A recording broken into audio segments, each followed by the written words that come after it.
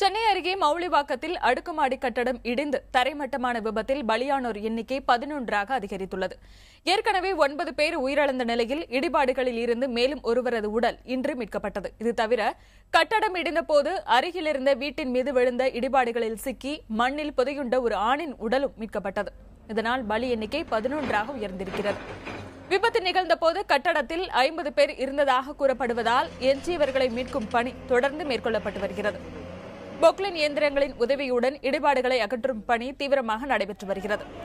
அரக்கோணத்திலிருந்து வரவழைக்கப்பட்ட தேசிய பேரிடர் மீட்புப் படையினர் தீயணைப்பு படையினருடன் இணைந்து மீட்புப் பணிகளை மேற்கொண்டுள்ளனர்.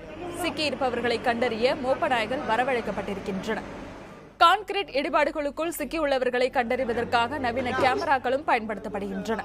மீட்புப் பணிகள் முடிய 2 நாட்களுக்கு மேலாகும் என கூறப்படுகிறது.